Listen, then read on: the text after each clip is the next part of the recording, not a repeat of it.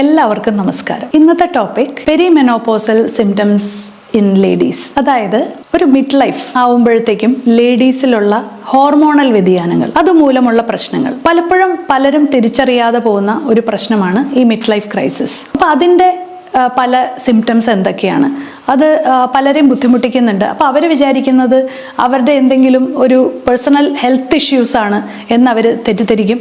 അപ്പോൾ ഈ ഒരു കാര്യങ്ങളൊക്കെ അറിഞ്ഞിരുന്നാൽ നമുക്ക് ഇതിനെ ഒരു പരിധിവരെ നമുക്ക് തടയാം.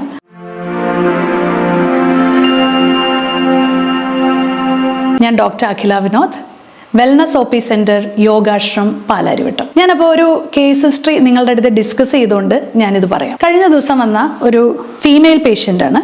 അവരുടെ ഏജ് എന്ന് പറയുന്ന 43 ഇയേഴ്സ് ആണ്. അവരുടെ ഇഷ്യൂ എന്ന് പറയുന്ന വെയിറ്റ് ലോസിന് വേണ്ടിയിട്ടാണ് അവർ വന്നത്. അപ്പോൾ അവരുടെ വെയിറ്റ് ഗെയിനിങ് വന്നുകൊണ്ടിരിക്കുക. അവർ പറയുന്നതെന്ന് വെച്ചാൽ ഒരു 10 കിലോയോളം കഴിഞ്ഞ വർഷത്തേക്കാളും കഴിഞ്ഞ 2 വർഷമായിട്ട് അവർക്ക് കൂടി.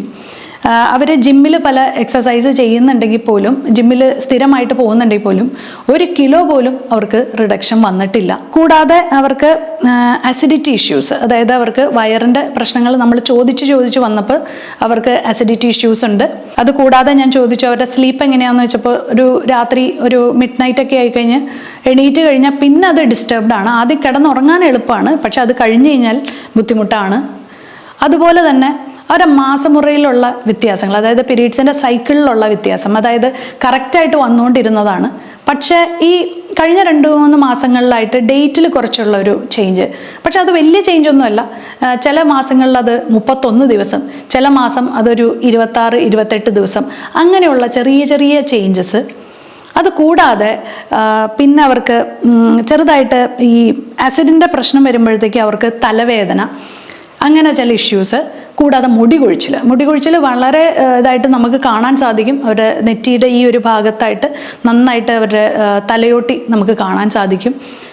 പിന്നെ അത് കൂടാതെ ഏറ്റവും മെയിനായിട്ട് ബുദ്ധിമുട്ടിക്കൊണ്ടിരിക്കുന്ന ആങ്കർ ഇഷ്യൂസ്. അവർക്ക് ഭയങ്കരമായിട്ടുള്ള ആങ്കർ, അവരെ കുട്ടികളെ ഭയങ്കരമായിട്ട് ചീത്ത പറയുന്നു, ഹസ്ബൻഡായിട്ടുള്ള അസ്വാരസ്യങ്ങൾ, അങ്ങനെയുള്ള പല പ്രശ്നങ്ങൾ. ഇതൊക്കെയാണ് അവരുടെ മെയിനായിട്ട് ഒരു സിംറ്റംസ് ആയിട്ട് നമ്മുടെ അടുത്ത് വന്നത്. അപ്പോൾ ഒരുവിധം ഈ ഒരു പ്രായത്തിൽ, അതായത് 35 തൊട്ട് 45 വയസ്സ് വരെയുള്ള സ്ത്രീകൾ നമ്മളുടെ അടുത്ത് വരുമ്പോൾ പറയുന്നതിൽ ഏകദേശം എല്ലാ സിംറ്റംസും കോറിലേറ്റ് ചെയ്ത് വരുന്നത് പെരിമെനോപോസൽ ഒരു ഫേസിലേക്കാണ്. അപ്പം നിങ്ങൾ അറിയേണ്ട ഒരു കാര്യം എന്ന് വെച്ചാൽ, നമ്മൾ സ്ത്രീകളിൽ ഒരു 30 വയസ്സ് വരെ ചിലവർക്ക്, അല്ലെങ്കിൽ 30 തൊട്ട് 35 വരെ നമ്മളൊരു ഫേസാണ്. എല്ലാ 5 വർഷവും മനുഷ്യർ മാറിക്കൊണ്ടിരിക്കുന്നു എന്ന് പറയും. അപ്പം നമ്മളുടെ ഇത്രയും നാൾ നമ്മുടെ പ്യൂബേർട്ടി കഴിഞ്ഞു, പ്രഗ്നൻസി കഴിഞ്ഞു, അത് കഴിഞ്ഞിട്ടുള്ള ആ ഒരു ഫേസിലേക്ക് നമ്മൾ വരുമ്പോൾ, അല്ലെങ്കിൽ ഒരു മിഡ് ലൈഫിലേക്ക് വരുമ്പോൾ നമ്മൾക്ക് ഒത്തിരി ഹോർമോണൽ ചേഞ്ചസ് നമ്മളുടെ ശരീരത്തിൽ ഉണ്ടാവുന്നു. ആ സമയത്ത് നമ്മളുടെ ആ ശരീരം അതിനുവേണ്ടി അടുത്ത ഒരു സ്റ്റേജിലേക്ക് പ്രിപ്പയർ ചെയ്യുന്ന സമയത്ത് നമുക്ക് ഈ പറഞ്ഞിരിക്കുന്ന എല്ലാ പ്രശ്നങ്ങളും വരും.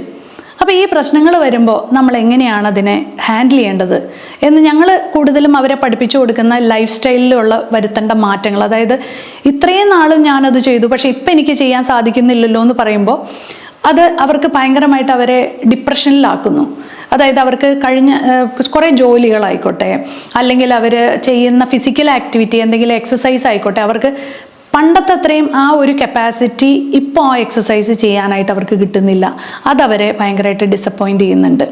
അത് കൂടാതെ പണ്ട് അവർ വളരെ ഹാപ്പി ആയിരുന്നു, ഇത്രയും സെൻസിറ്റീവ് അല്ലായിരുന്നു. അവർ തൊട്ടതിനും പിടിച്ചതിനും ഒക്കെ കരച്ചിൽ വരിക, അതുപോലെ തന്നെ പെട്ടെന്ന് കുട്ടികളോട് ദേഷ്യപ്പെടുക. അത് കഴിഞ്ഞ് കുട്ടികൾ സ്കൂളിൽ പോയി കഴിയുമ്പോഴത്തേക്കും അവരത് ഓർത്തിരുന്ന് കരയുക. അപ്പോൾ അവരുടെ ആങ്കർ ഇഷ്യൂസ് അവർക്കത് കൺട്രോൾ ചെയ്യാൻ പറ്റുന്നില്ല. പക്ഷേ അവർക്ക് അത്രയും ഒരു ആങ്സൈറ്റിയോ ടെൻഷനോ ഉണ്ടോയെന്ന് വെച്ചാൽ ട്രീറ്റ് ചെയ്യേണ്ടതായിട്ടുള്ള ഒരു പ്രശ്നങ്ങളില്ല താനും. പിന്നെ വയറിൻ്റെ പ്രശ്നങ്ങൾ, ചിലവർക്കത് കോൺസ്റ്റിപ്പേഷനായിട്ട് കാണാറുണ്ട്, ചിലവർക്കത് ആസിഡ് റിഫ്ലക്സ് ആയിട്ട്, അതായത് മുകളിലേക്ക് തേട്ടി വരുന്ന രീതിയിലും വരാറുണ്ട്. വൈറ്റമിൻ D നമ്മൾ ഇവരോട് ചെക്ക് ചെയ്യാൻ പറയുമ്പോൾ വളരെ ഡെഫിഷ്യൻ്റ് ആവാറുണ്ട്. അപ്പം നമ്മൾ ശ്രദ്ധിക്കേണ്ട, ആദ്യം നമ്മൾ ഇവരോട് പറഞ്ഞ് കൊടുക്കുന്ന കുറച്ച് ടെസ്റ്റുകൾ എന്ന് പറയുന്ന ഹോർമോണൽ എസ്സേ, അതായത് നിങ്ങൾ ചെക്ക് ചെയ്യേണ്ട നിങ്ങളുടെ പ്രൊജസ്ട്രോണും ഈസ്ട്രജനും പ്രൊലാക്റ്റിനും ഈ ഹോർമോൺസ് നമ്മൾ അവർക്ക് വേണ്ട അവരുടെ കേസ് ഹിസ്റ്ററി എടുത്തതിന് ശേഷം നമ്മൾ അവരോട് ഇന്ന ഹോർമോൺസ്, അപ്പം നിങ്ങൾക്കും ഹോർമോണൽ എസ്സേ എന്ന് പറഞ്ഞു കഴിഞ്ഞാൽ നിങ്ങൾക്കും അത് ചെക്ക് ചെയ്യാവുന്നതാണ്. രണ്ടാമതായിട്ട് നമ്മൾ പറയുന്നത് തൈറോയിഡിൻ്റെ എന്തെങ്കിലും വ്യതിയാനങ്ങളുണ്ടോ, തൈറോയിഡിൻ്റെ ANT-TP ANT-TG എന്ന് പറയുന്ന ആൻറ്റിബോഡീസും കൂടി നമ്മൾ ഇതിൻ്റെ കൂടെ ചെക്ക് ചെയ്തിട്ട് തൈറോയിഡ് ഗ്രന്ഥി പൂർണ്ണമായിട്ടും ഓക്കെ ആണോ എന്നും കൂടി നമ്മൾ ചെക്ക് ചെയ്യിപ്പിക്കും. പിന്നെ ഒരു ഇത് പറയുന്നത് വൈറ്റമിൻ D വൈറ്റമിൻ നമ്മളൊന്ന് ചെക്ക് ചെയ്യിപ്പിക്കും. അപ്പോൾ അവർ പറയും ഞാൻ നേരത്തെ ചെക്ക് ചെയ്തിരുന്നു, അപ്പോൾ അതൊരു 25 ഒക്കെ ഉണ്ട്, കുഴപ്പമൊന്നുമില്ല എന്ന് അവരങ്ങ് സ്വയം വിശ്വസിക്കുകയാണ്. പക്ഷേ 25 പോരാ. നമ്മൾക്ക് ഈ ഒരു ഫേസിൽ നമുക്കൊന്ന് ഡിഫെൻഡ് ചെയ്ത് മുമ്പോട്ട് പോകണമെങ്കിൽ 70 എങ്കിലും നിങ്ങളിത് എത്തിക്കണം. ഒരു 70-75 ആയിക്കഴിഞ്ഞാൽ നിങ്ങൾ പൂർണ്ണമായിട്ടും മാനസികമായിട്ടും ഇമ്മ്യൂണിറ്റി വൈസും നിങ്ങൾക്ക് ഇമ്പ്രൂവ് ചെയ്യാനായിട്ട് സാധിക്കും. പിന്നെ പറയുന്ന ഒരു ഘടകം എന്ന് പറയുന്ന ഫെറിറ്റിനാണ്. ഫെറിറ്റിൻ പല ലേഡീസിലും ഈ പറഞ്ഞ മാസമുറയിലുള്ള ബ്ലീഡിങ് ചിലവർക്ക് അധികമായിരിക്കും, ചിലവർക്ക് അത് വളരെ കുറവായിരിക്കും. ഈ കുറവ് വരുമ്പോൾ നിങ്ങളത് തീർച്ചയായിട്ടും ഫെറിറ്റിൻ വേഗം പോയി ചെക്ക് ചെയ്യുക, ഹീമോഗ്ലോബിനും ചെക്ക് ചെയ്യുക. ഇത് കാണുമ്പോൾ നിങ്ങളുടെ ആ സ്റ്റോർഡ് അയൺ, അതായത് സ്റ്റോർ ചെയ്തിരിക്കുന്ന അയൺ വിത്ത് ഓക്സിജൻ മോളിക്യൂൾ വളരെ കുറവ്. അപ്പോൾ ഈ പറഞ്ഞ ഒരു സിംറ്റംസ് പറയാൻ വിട്ടുപോയി. അതായത് ഇവർ നടന്നു കഴിയുമ്പോൾ ഇവർക്ക് കിതപ്പ് വരിക.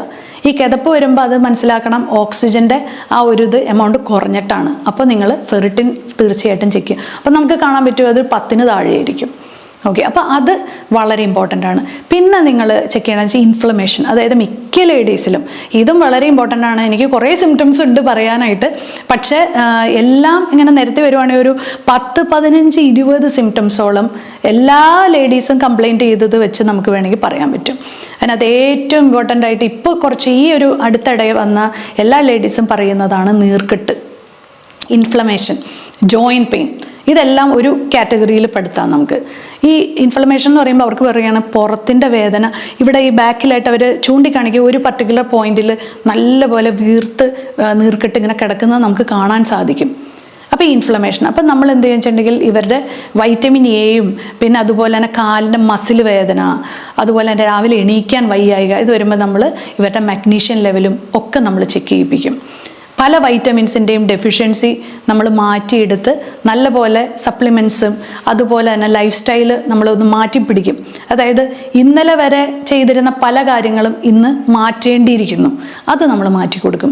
കൂടാതെ നല്ലൊരു ഡയറ്റ് നിങ്ങൾ ഫോളോ ചെയ്യണം. അതായത് നിങ്ങളുടെ ആഹാരത്തിൽ ആസിഡ് റിഫ്ലക്സ് ഉള്ളവരാണെങ്കിൽ തീർച്ചയായിട്ടും നിങ്ങളുടെ ആഹാരത്തിൽ പ്രോബയോട്ടിക് കൂടുതൽ ഉൾപ്പെടുത്താനായിട്ട് ശ്രമിക്കുക. പ്രോബയോട്ടിക് സപ്ലിമെൻ്റ് ആയിട്ട് എടുക്കാം, അല്ലെങ്കിൽ തൈരിലൂടെ, അതായത് തൈരിൽ ലാക്ടോബാസിലസ് ബാക്ടീരിയ ഉണ്ട്, ഇതൊരു പ്രോബയോട്ടിക് ആയിട്ട് നിങ്ങൾക്ക് സ്ഥിരമായിട്ട് നിങ്ങൾ ഇത് രാവിലെ കഴിക്കുക. രാവിലെ ശരിക്കും പറഞ്ഞാൽ ഒരു പഴങ്കഞ്ഞി കുടിച്ച് നിങ്ങളുടെ വയറൊന്ന് സെറ്റാക്കുക. അത് എല്ലാ ദിവസവും കുടിക്കണം എന്നല്ല ഞാൻ പറയുന്നത്, ഒരാഴ്ചയെങ്കിലും നിങ്ങൾ രാവിലെ പഴങ്കഞ്ഞി കുടിക്കുകയാണെങ്കിൽ നിങ്ങളുടെ ശരീരമൊക്കെ ഒന്ന് തണുക്കാനും ഒക്കെ നല്ലതാണ്. അപ്പോൾ ഇങ്ങനെയുള്ള ഒരു കുറച്ച് കാര്യങ്ങൾ നമ്മൾ ലൈഫ് സ്റ്റൈലിൻ്റെ കുറച്ച് വ്യത്യാസങ്ങൾ മാറ്റി കൊടുത്ത്, അതായത് ഉറക്കത്തിൻ്റെ സമയം അവരോട് മാറ്റാൻ പറയുന്നു, ഡയറ്റിലുള്ള കുറച്ച് വ്യത്യാസങ്ങൾ പറയുന്നു.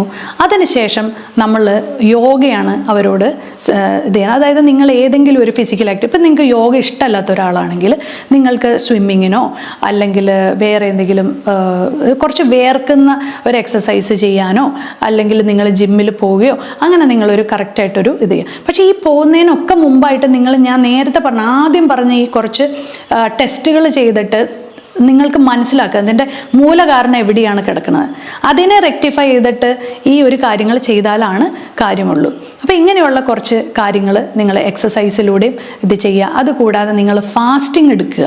ആഴ്ചയിൽ ഒരിക്കൽ നിങ്ങളൊരു ഫാസ്റ്റിംഗ്, ആ ഫാസ്റ്റിംഗ് എന്ന് പറഞ്ഞാൽ മുഴുവൻ ഇങ്ങനെ വാട്ടർ ഫാസ്റ്റിംഗ് ഒന്നും ചെയ്യണമെന്നില്ല. നിങ്ങൾക്ക് വേണമെങ്കിൽ ഒരു ജ്യൂസ് ഫാസ്റ്റിംഗ് ആക്കാം. അങ്ങനെ നിങ്ങളുടെ ശരീരത്തിനെ ഒന്ന് ശുദ്ധീകരിക്കുക. ഇതാണ് നിങ്ങൾക്ക് ചെയ്യാവുന്ന വേറൊരു നല്ല കാര്യം എന്ന് പറയുന്നത്. അപ്പോൾ ഈ ഫാസ്റ്റിംഗ് എടുക്കുമ്പോൾ എന്താ വെച്ചാൽ നിങ്ങൾക്കുണ്ടാവുന്ന ഫാറ്റി ലിവറോ അല്ലെങ്കിൽ അങ്ങനെയൊക്കെ ഉള്ള എന്തെങ്കിലും ഹോർമോണൽ പ്രശ്നങ്ങളൊക്കെ മാറിക്കിട്ടും. അതുകൂടാതെ നിങ്ങൾ ഈ പറഞ്ഞ പോലെ വേർക്കുക എന്നുള്ളത്, ഒരു ദിവസത്തിൽ 1 മണിക്കൂർ നടന്നോ എക്സസൈസ് ചെയ്തോ വേർക്കുക എന്നുള്ളതും വളരെ ഇമ്പോർട്ടൻ്റ് ആണ്. മാനസികമായിട്ടുള്ള ആരോഗ്യം വളരെ ഇമ്പോർട്ടൻ്റ് ആണ്. അതിന് വേണ്ടിയിട്ട് ബ്രീത്തിങ് എക്സസൈസോ 1 മണിക്കൂറെങ്കിലും നിങ്ങൾ മെഡിറ്റേഷനും ബ്രീത്തിങ് എക്സസൈസിനും വേണ്ടിയിട്ട് മാറ്റിവെക്കുക. നല്ലൊരു ഉറക്കം നിങ്ങൾ ഉറങ്ങുക, 10 മണി തൊട്ട് ഉറങ്ങാനായിട്ട് ശ്രമിക്കുക. അപ്പോൾ ഈ ഒരു ടിപ്സൊക്കെ നിങ്ങളെ ഹെൽപ്പ് ചെയ്തു എന്ന് ഞാൻ വിചാരിക്കുന്നു. അപ്പോൾ ഇനി വേറൊരു വീഡിയോയുമായി ഇനിയും കാണാം.